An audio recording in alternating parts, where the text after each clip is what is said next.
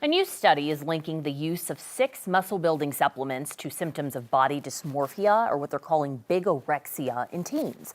The study author found that substances like whey protein powder, creatine, and other supplements were often taken by teens to try to gain muscle. There was also this pattern of excessive gym time and then just obsessing over their food intake as well.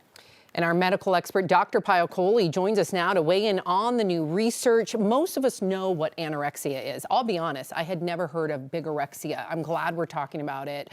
Please, so can you describe what bigorexia exactly is and how common it is? Yeah, so anorexia means you're sort of obsessed with the idea of being thinner. Bigorexia means you're obsessed with the idea of being more muscular. And it's a subset of sort of 3 different psychiatric disorders: anxiety, depression, and obsessive compulsive disorder, because you have these obsessive thoughts about your muscles, the size of your muscles, how they look, and you spend a lot of time looking in the mirror.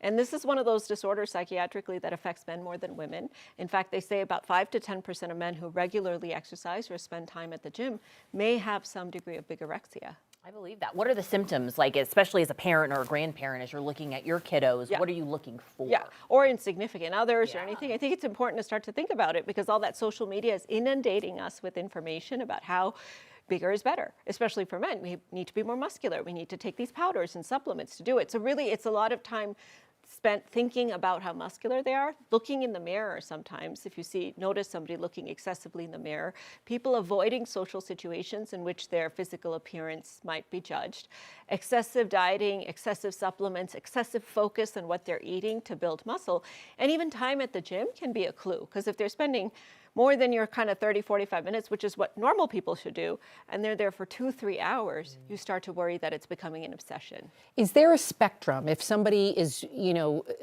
notice them sometimes looking in the mirror, or they're taking a lot of these protein powders, they're working out, can it get worse, is my question. Very much so, and it can wax and wane depending on the company you keep, depending on your circumstances, depending on what sort of social pressures you have, how you perceive yourself. Because like I said, they overlap with depression and anxiety. So just like those conditions, some days are better, some days are worse. So it's not like you have it and it goes away or it doesn't. But this entire idea of taking supplements, which is what the study shines a light on, we don't know if people are taking more supplements because the incidence and prevalence of this condition is going up, or the other way around, that the supplements are what's kind of causing people to start to think about their body a lot more and focus on what they should be looking like. And we talked about this just a couple of weeks ago with all the protein powders, and you're like, it's not necessary. You get protein from the food you eat, so you don't even eat this stuff anyway. But it's crazy, Alex. If you look at the numbers and look at adolescents, you see 30 to 50% of teenage girls and 50 to 80% of teenage boys take some sort of whey supplement or protein powder or creatine.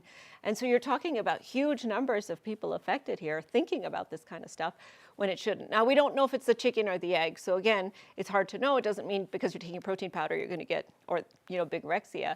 But at the same time, it may be a clue that you're starting to get hyper-focused on your appearance. So how do you treat Yes, this? please. Yeah, Good question. right? Yeah, so sometimes you can reach for medicines like SSRIs if it's really severe, the same type of medicines used for depression, even the medicines you sometimes use for obsessive compulsive behavior, because those are those repetitive behaviors, those repetitive thoughts.